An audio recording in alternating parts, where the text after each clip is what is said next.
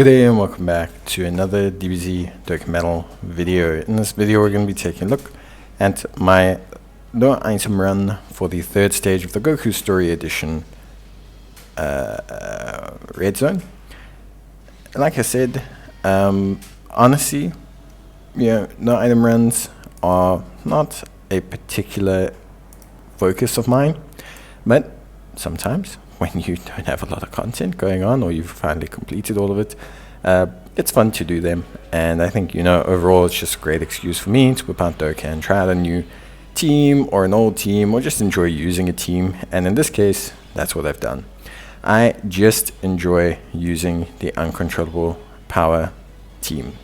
I think it is a absolutely amazing unit, and filled with amazing units, and I really just love the team. There's a lot that goes on in it that I just truly enjoy.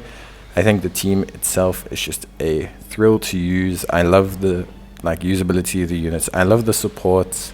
I love how they support the team. I love the focus on orbs and how you generate them and using them correctly. I like having the domain skills of the Int Brolys. I like the defensibility and the AoE nature of the Tech Broly. I love Buhan, I love his big damage, and we just got a recent big addition in the form of the Tech Janemba. So I was like, you know what, I might as well just try him out, see how things go, get a bit more of a feel for him, and just enjoy using this team. Now the Android Cell Saga Red Zone stage for the Goku Story Edition is not holistically too bad. It's a fun little stage with some interesting gimmicks. They have domains, which is one of the big things that kind of affects you. Gohan's domain can reduce your ki, it makes him naturally tankier, and Cell Perfect Form also has a domain that improves his overall stats. Cell, also Perfect Cell in the second phase, will gain attack and defense with each turn passed, so he technically gets progressively stronger. And one of the big things that you need to focus on is obviously the fact that Cell does an AoE super. This is one of the things that's quite annoying, because not only does he do an AoE super, but he also lowers your defense of all of your units, so it's very interesting. Gohan, honestly, do not use any of your active skills or domains or anything for Gohan. Gohan, leave him as tanky as possible. Let yourself build up your units, get everything going, just get everything set up. There's no need to transform your units or use big active skills here. Although Gohan can hit for around 800k or so, it's not anything too major unless you somehow have an AGL unit that can't handle that level of heat, which is fine. Then generally, personally for me, it's just not something that you need to focus on. Use him as a way to build up whatever units you need to build up your passives in full, to just basically enjoy using your team and getting everything set up, your rotations, etc. Once you face Cell, pop Burst, pop your active skills. So pop the domain especially. The domain will immediately remove his territory, and it kind of removes basically all your conditions. It removes a lot of the pain that you're going to go through in terms of the fight. Again, the stats here aren't crazy. It's more the AoE nature of Cell that makes it an interesting fight. Because, what it does is it forces you to consider your whole lineup. Can my whole lineup take a super attack of a certain level?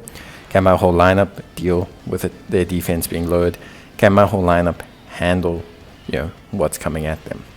Beyond that, he heals, he does certain things, but I think it's just an interesting stage from a functional design. They also have a fair chunk of health, so you don't usually blow them up in 1 or 2 turns. Gohan has 200 mil, Cell has 250. So it's actually a really fun stage to test units in, or just to kind of get a feel for units that need to build up. And I think that's something that's very cool. All in all, honestly, I just enjoy this team.